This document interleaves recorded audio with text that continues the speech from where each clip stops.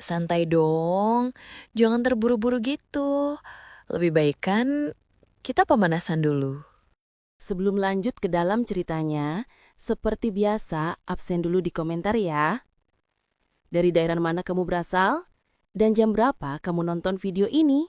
Oke, kita langsung saja mulai ke cerita lengkapnya. Ibu Maya usianya menginjak 40 tahun.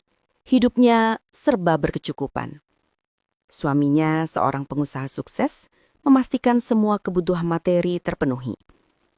Namun, kekayaan itu tidak bisa menghilangkan rasa sepi yang mendalam. Suami Maya selalu sibuk. Waktunya habis untuk urusan bisnis di luar kota. Anak-anaknya pun jauh, sedang kuliah di luar negeri. Di rumah besar itu, Maya hanya ditemani beberapa asisten rumah tangga dan sopir pribadinya. Kesepian membuat Maya mencari pelampiasan. Ia merasa suaminya tidak pernah memuaskannya, baik secara perhatian maupun secara kebersamaan. Pelarian Maya adalah menjalin hubungan dengan pria lain, terutama pria yang jauh lebih muda darinya. Bagi Maya, pria sebaya atau lebih tua tidak pernah menarik minatnya. Ia hanya tertarik pada pria muda. Uang dan statusnya memudahkannya mendapatkan apa yang ia inginkan. Para pekerja di rumahnya, termasuk sopir pribadi bernama Pak Toha, sebenarnya tahu betul kegiatan rahasia Maya. Mereka menyaksikan telepon-telepon mesra Maya dan kepergian mendadak di malam hari. Namun mereka diam karena adanya imbalan. Suatu malam, sekitar pukul 8, suami Maya baru saja pergi untuk perjalanan bisnis selama seminggu. Maya memanggil salah satu asisten rumah tangganya, Ratih, ke ruang tamu. Maya berkata, "Ratih, sebentar lagi ada teman ibu yang datang. Pria, namanya Dimas. Dia akan menginap malam ini, mungkin sampai besok siang." Ratih, wajahnya tampak sedikit cemas, tapi menunduk. "Baik, Bu Maya, tapi Bapak kan baru saja pergi."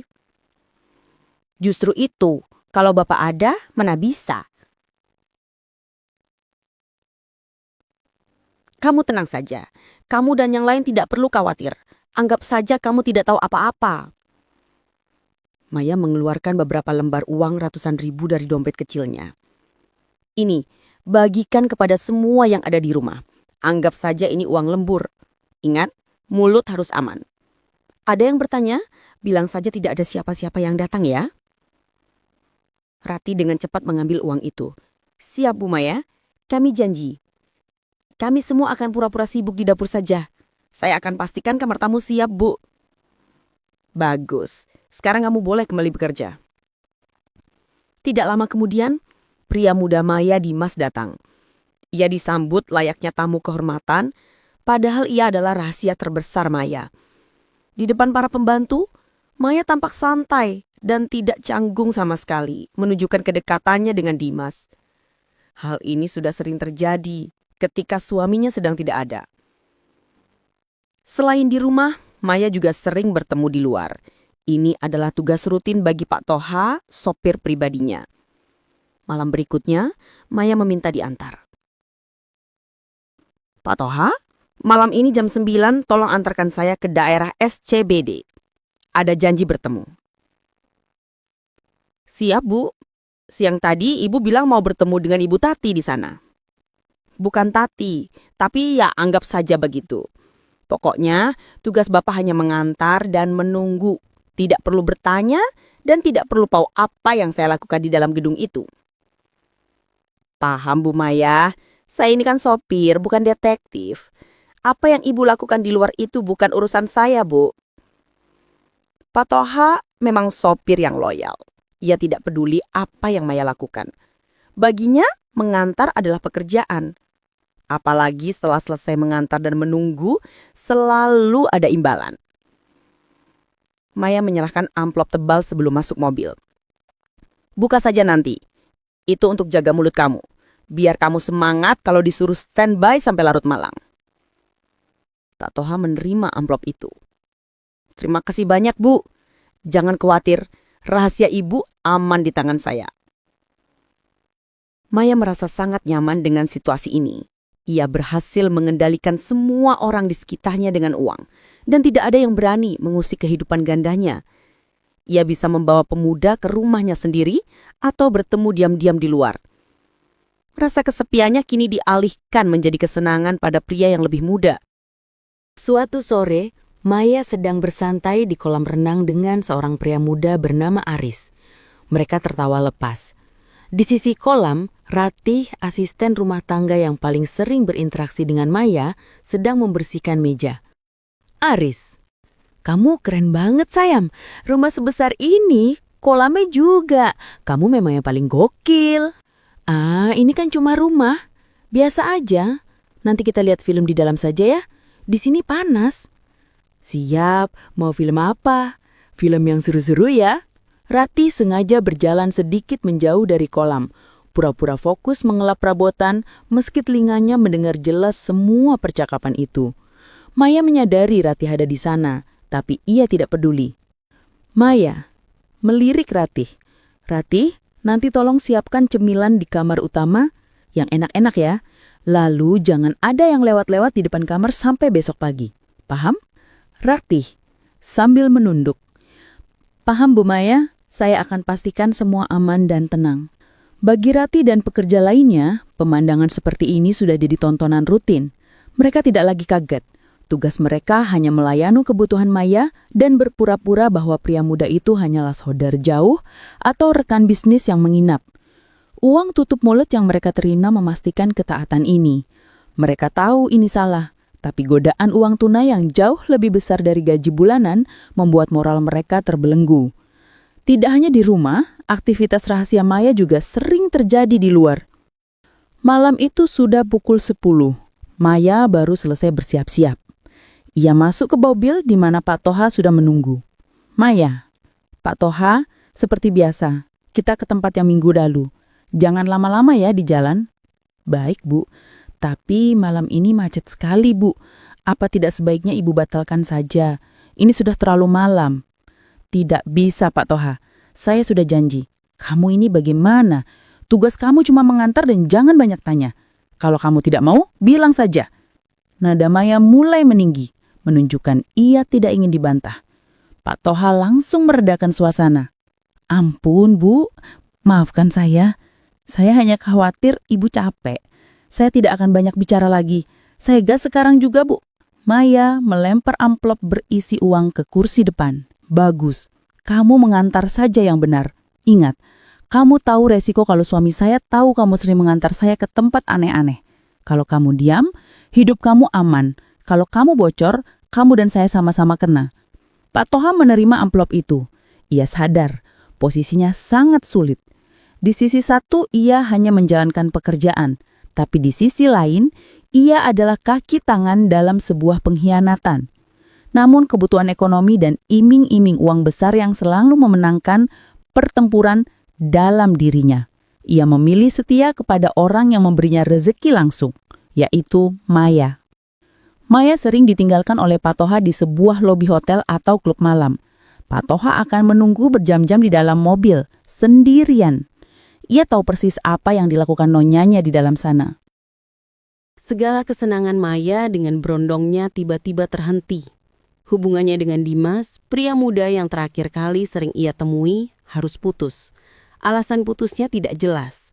Mungkin karena Dimas meminta lebih atau Maya mulai bosan. Yang pasti perpisahan ini membuat Maya galau dan frustrasi berat. Ia sudah terbiasa mengisi kekosongan dengan perhatian dari pria muda. Dan sekarang, ia kembali merasa hampa. Kegagalan ini membuat Maya merasa tidak nyaman di rumah. Ia butuh lari. Suaminya sedang sibuk di luar kota, jadi ia memutuskan pergi sendirian ke Bali. Keputusannya mendadak tanpa memberitahu suaminya, hanya memberitahu Pak Toha dan Ratih agar tetap diam. Maya menyewa sebuah villa mewah yang langsung menghadap ke pantai. Ia ingin ketenangan, tetapi ia juga ingin suasana baru. Villa itu dijaga oleh seorang pemuda yang cukup menarik, namanya Aldi. Setibanya di sana, Aldi menyambut Maya dengan sangat profesional. Aldi adalah penjaga villa yang bertanggung jawab, memastikan semua kebutuhan tamu terpenuhi. Hari-hari pertama berjalan murni urusan pekerjaan. Aldi menyiapkan makanan, membereskan villa, dan memberikan informasi seputar Bali jika Maya bertanya. Namun, kegalauan yang dibawa Maya dari rumah ditambah ketertarikannya pada pria yang lebih muda perlahan mulai aktif kembali. Aldi adalah pemuda yang sopan, ramah, dan sigap. Sikap baik Aldi ini, yang awalnya murni profesional, justru ditanggapi lain oleh Maya. Ia melihat Aldi sebagai target pelarian barunya. Maya mulai melancarkan godaan-godaan halus. Ia tidak bisa langsung mengajak kencan, mengingat status Aldi sebagai pekerja villa. Ia harus menggunakan modus bantuan agar bisa berinteraksi lebih lama dengan Aldi. Suatu pagi, Maya sedang berada di teras villa, memandangi pantai. Ia memanggil Aldi yang sedang membersihkan taman. "Aldi, bisa kesini sebentar?" Aldi cepat menghampiri dengan wajah sopan. "Iya, Bu Maya, ada yang Ibu perlukan?" "Iya, ini. Saya mau minum kopi, tapi saya bingung mau pilih kopi yang mana. Di sini banyak sekali jenisnya.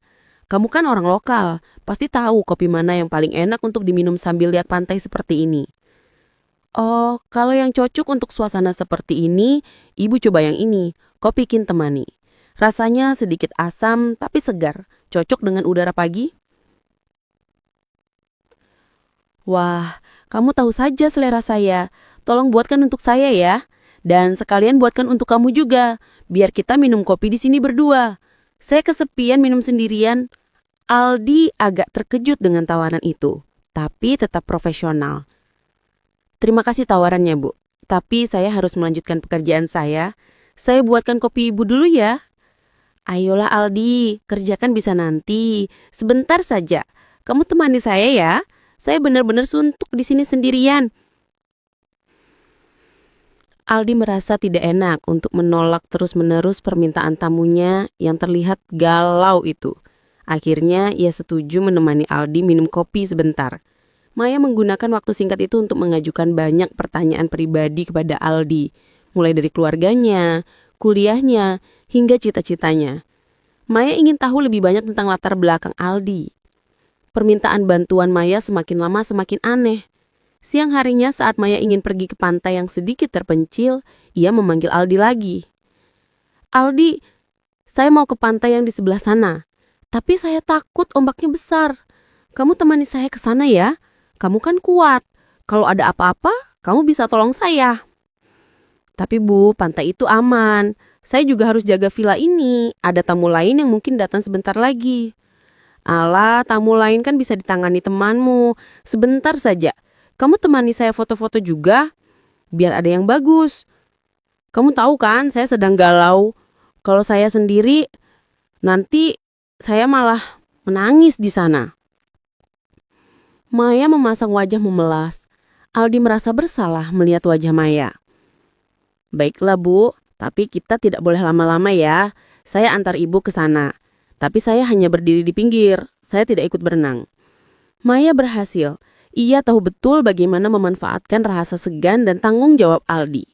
Tujuan Maya bukan hanya ditemani, tetapi untuk menghabiskan waktu lebih lama, membangun kedekatan emosional. Di balik wajah dalau itu, Maya menikmati permainan modusnya.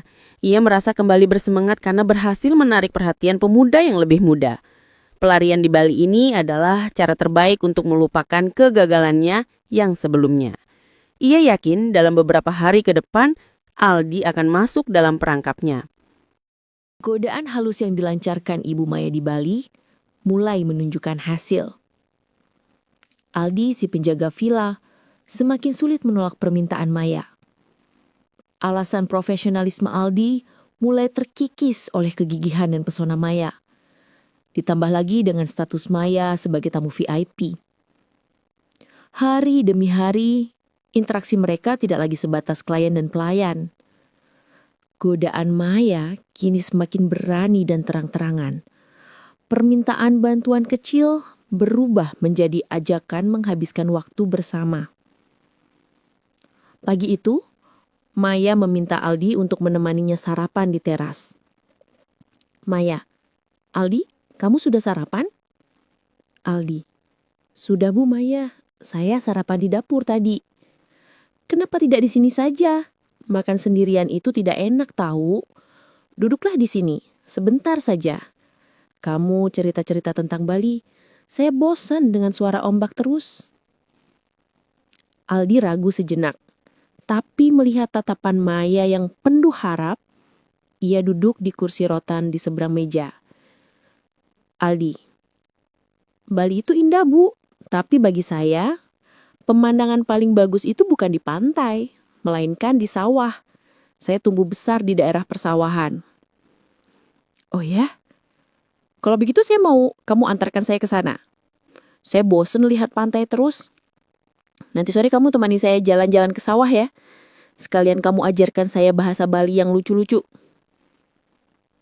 Aldi tersenyum kecil. Baik Bu, saya akan temani. Tapi janji kita tidak boleh terlalu lama. Saya harus kembali sebelum gelap. Maya berhasil membawa Aldi keluar dari lingkungan villa. Mereka jalan-jalan ke area persawahan. Maya mengambil banyak foto. Dan mereka tertawa bersama. Kedekatan semakin terjalin. Maya merasa bersemangat lagi seperti saat ia bermain dengan berondongnya yang dulu. Ia melihat bahwa Aldi sangat menarik. Tidak hanya fisik, tapi juga pembawaannya yang sederhana dan sopan. Keesokan harinya, Maya mengajak Aldi berenang di kolam renang villa pribadinya. Maya memanggil Aldi yang sedang merapikan kursi jemur. Aldi, ayo cepat ganti baju. Kenapa kamu cuma berdiri di situ? Sini, kita berenang bareng. Aldi, aduh Bu Maya, maaf saya tidak bisa. Saya kan sedang bekerja. Lagi pula saya tidak bawa baju ganti. Sudah, tidak usah malu. Kamu ambil saja celana renang suami saya yang ada di lemari kamar tamu. Ukuran kamu kasih muat. Ini perintah lo Aldi. Maya menaikkan nada bicaranya sedikit, menggunakan otoritasnya sebagai tamu yang membayar mahal. Aldi wajahnya memerah, merasa tidak nyaman, tetapi tidak ingin dipecat karena menolak perintah tamu penting. Baik Bu, saya akan ganti baju. Tapi janji, saya hanya temani ibu berenang di pinggir kolam. Di dalam kolam, suasana semakin santai. Percakapan mereka tidak lagi formal. Aldi meresponnya dengan canggung, tapi ia tidak menarik diri. Ia mulai merasakan ketertarikan pada sosok wanita dewasa yang begitu dominan dan berani di depannya. Di malam hari, setelah seharian lelah berlibur dan ditemani Aldi, Maya mengajaknya menikmati waktu santai. Maya, Aldi, sini masuk. Malam ini kamu temani saya di ruang keluarga. Kita nonton film ya. Film apa Bu?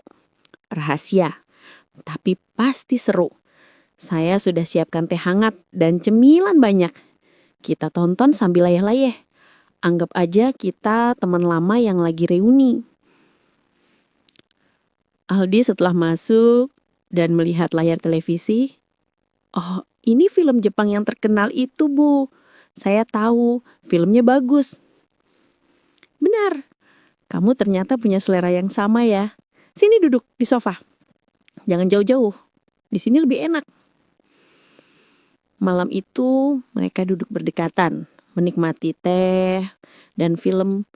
Suasana terasa sangat nyaman. Batasan profesional Aldi sudah benar-benar kabur. Ia tidak lagi merasa seperti pekerja villa, melainkan seperti teman spesial atau mungkin lebih dari itu. Waktu liburan Ibu Maya di Bali hampir selesai. Selama beberapa hari terakhir, kebersamaan antara Maya dan Aldi sudah mencapai puncaknya. Aldi di satu sisi mulai merasakan ketertarikan yang kuat pada Maya.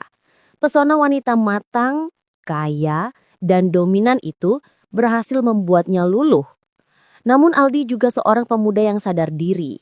Ia selalu mencoba menahan perasaannya. Ia ingat posisinya hanyalah seorang penjaga villa yang pekerjaannya melayani tamu. Lebih dari itu, ia tahu betul bahwa Maya adalah istri orang, wanita yang statusnya sudah terikat. Konflik batin ini membuatnya bingung dan gelisah. Malam terakhir Maya di villa, mereka bertemu di teras sambil menikmati bulan. Suasana malam itu terasa berat karena keduanya tahu besok pagi mereka harus kembali ke kehidupan masing-masing. Maya, kamu kenapa Aldi? Wajahmu murung sekali. Kamu tidak senang saya pulang? Aldi menghela napas pelan. Bukan begitu, Bu Maya. Saya hanya merasa aneh. Ibu adalah tamu saya. Saya senang melayani ibu. Tapi saya tahu kita tidak bisa lebih dari ini. Maya mendekat, menatap Aldi dengan lembut. Kenapa kamu bilang begitu? Kamu tidak suka menghabiskan waktu dengan saya? Aldi, saya suka, Bu. Terlalu suka. Itu masalahnya. Tapi saya sadar saya ini siapa. Saya hanya penjaga villa. Dan ibu sudah punya suami. Dan hidup yang jauh berbeda dengan saya. Kamu tidak perlu memikirkan itu. Hidup di sini dan hidup saya di Jakarta itu dua hal yang berbeda. Yang penting, apa yang kita rasakan selama di sini itu nyata. Kamu tidak perlu khawatir soal suami saya. Dia sibuk, sangat sibuk. Maya seolah ingin membebaskan Aldi dari rasa bersalahnya sambil membenarkan hubungannya yang sudah ia mulai. Aldi masih tampak ragu, tetapi ia tidak punya kekuatan untuk menolak. Keesokan paginya, Maya meninggalkan Bali dan kembali ke rumahnya di Jakarta karena suaminya akan segera pulang. Maya dan Aldi berpisah, tetapi mereka tidak memutuskan hubungan. Mereka bertukar nomor WA. Setibanya di rumah, Maya kembali menjalani rutinitas sebagai istri pengusaha yang sepi. Namun ada yang berbeda sekarang. Ada Aldi yang mengisi kekosongan itu dari jauh. Hubungan mereka berlanjut melalui pesan WhatsApp. Awalnya, pesan mereka hanya sebatas menanyakan kabar. Tetapi godaan Maya tidak pernah berhenti. Maya, Bali tanpa kamu tuh sepi sekali deh. Di sini cuma ada Pak Toha yang jutek. Saya kangen kopi buatan kamu dan cerita sawahmu itu. Aldi, saya juga kangen Bu Maya. Kangen menemani ibu tertawa di kolam renang. Apa kabar ibu sekarang? Jangan galau lagi ya. Bagaimana tidak galau? Saya baru lihat foto kamu yang terakhir.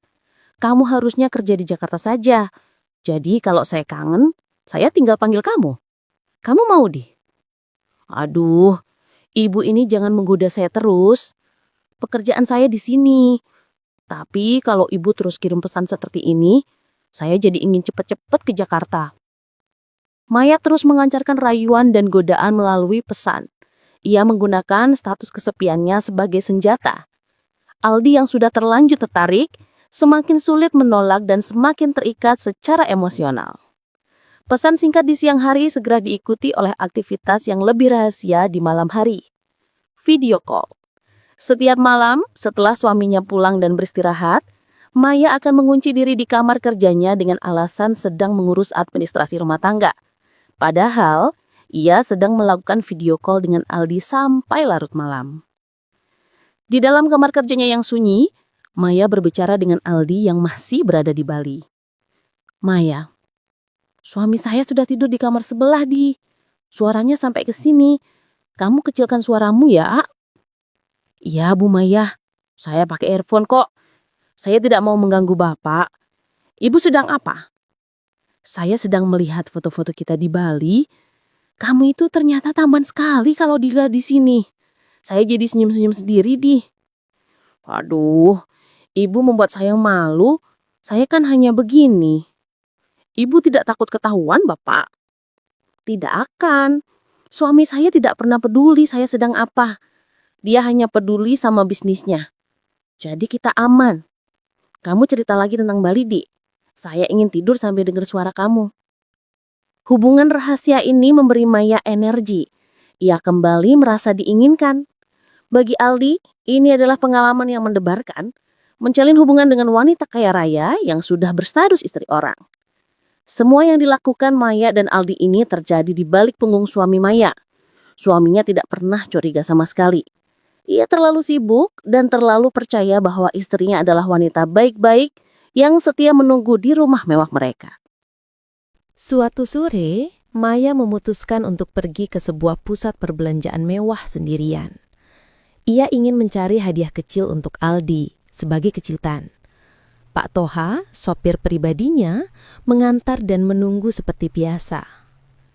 Saat sedang melihat-lihat di sebuah butik perhiasan, mata Maya tak sengaja menangkap sosok yang sangat ia kenal. Suaminya. Suaminya tidak sendirian.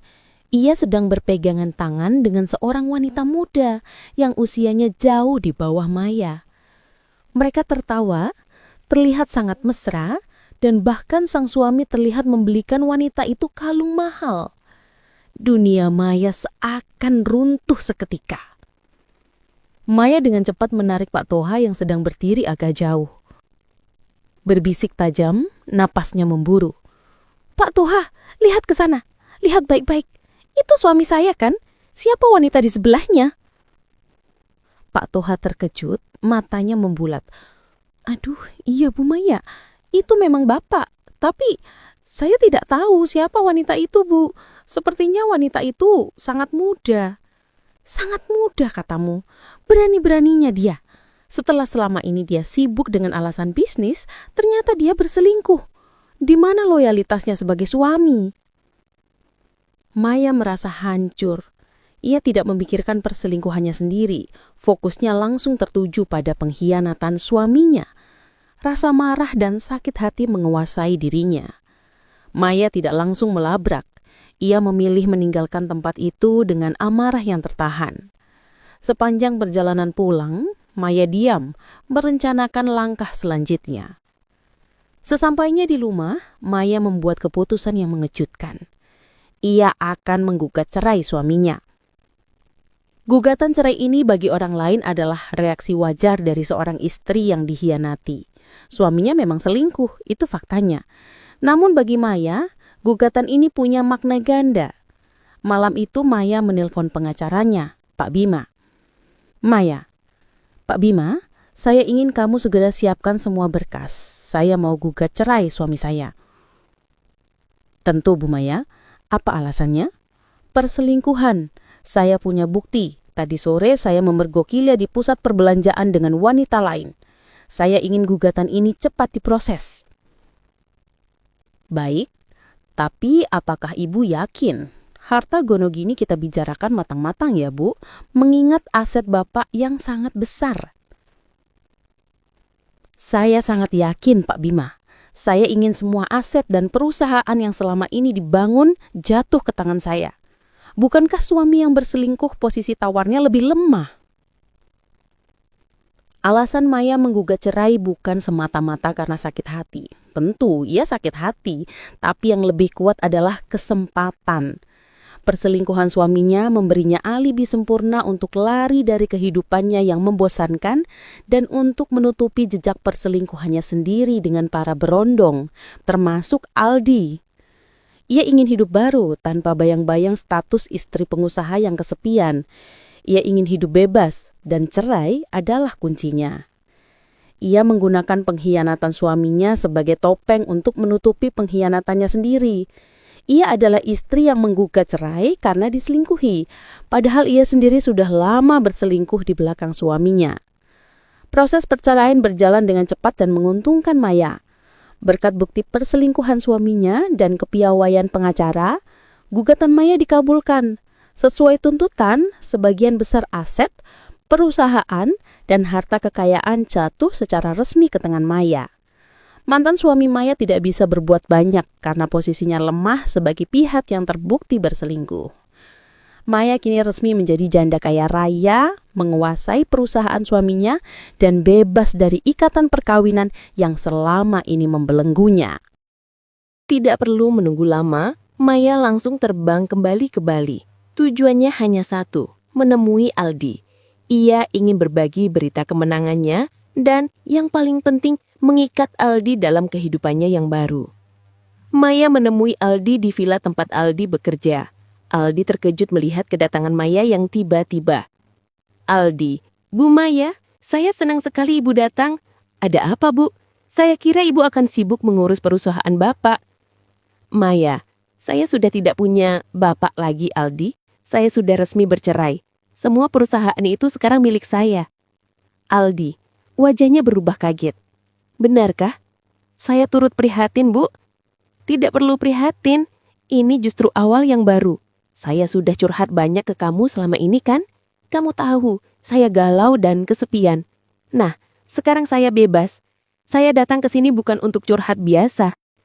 Maya menatap mata Aldi dalam-dalam. Aldi, saya mau kamu berhenti jadi penjaga villa. Ikut saya ke Jakarta. Saya mau kita menikah. Aldi terdiam. Lamaran itu datang tiba-tiba dari wanita yang usianya jauh di atasnya, yang kini berstatus pemilik kekayaan melimpah. Menikah, Bu Maya?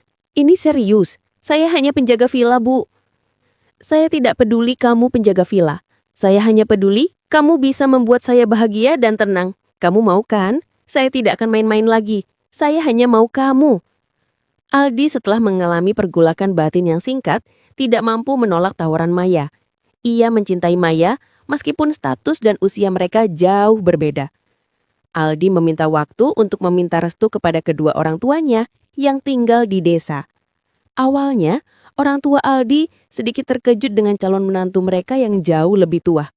Ayah Aldi, kamu yakin nak? Jarak umur kalian jauh sekali. Dia juga wanita kaya. Kamu tidak takut tidak bisa menyaingi dia? Saya yakin ya, Ibu Maya sudah janda. Tapi dia orang baik. Kami saling sayang. Soal usia dan harta itu tidak masalah ya. Yang penting, kami bisa saling bertanggung jawab dan menjalani hidup bersama. Ibu Aldi, kalau kamu sudah yakin dan saling bertanggung jawab, Ibu dan Bapak merestui. Asalkan kalian bahagia, kami ikut bahagia. Dengan restu yang didapatkan, Maya dan Aldi pun menikah. Pernikahan mereka berlangsung sederhana dan tertutup, jauh dari sorotan media yang biasanya mengikuti kehidupan sosialita Maya. Setelah menikah, Aldi pindah dari Bali dan tinggal bersama Maya di rumah mewah di Jakarta. Maya tidak hanya menjadikannya suami, ia juga memberinya peran penting. Dengan latar belakang pendidikan Aldi yang lumayan, Maya menunjuk Aldi untuk membantu mengelola perusahaan yang ia ambil dari mantan suaminya. Di luar dugaan, Aldi menunjukkan bakat kepemimpinan yang hebat. Ia membawa energi muda dan ide-ide segar. Maya, laporan omset bulan ini naik drastis di. Kamu memang hebat. Saya tidak salah pilih. Terima kasih sayang. Saya hanya berusaha maksimal. Perusahaan ini aset berharga. Saya berjanji akan menjaganya dengan baik. Sama seperti saya menjaga kamu. Maya dan Aldi pun hidup bahagia. Maya mendapatkan apa yang ia inginkan, kebebasan, kekayaan, dan cinta serta perhatian dari suami muda yang mencintainya tulus. Romansa yang dimulai dari modus di Bali berakhir menjadi ikatan suami istri yang sukses dan bahagia. Sementara itu, mantan suami Maya hidup dalam keterpurukan. Setelah kehilangan perusahaan dan sebagian besar hartanya, wanita muda yang dulu menjadi selingkuhannya kini pergi meninggalkannya. Ia tidak punya apa-apa. Mantan suami Maya menyadari karma datang dengan cepat dan keras. Ia kehilangan segalanya karena sibuk berkhianat dan terlalu percaya diri. Kisah ini berakhir dengan ironis. Pengkhianatan ganda yang dilakukan Maya justru mengantarkannya pada kehidupan baru yang ia impikan. Kaya, bebas, dan memiliki cinta yang ia cari selama ini.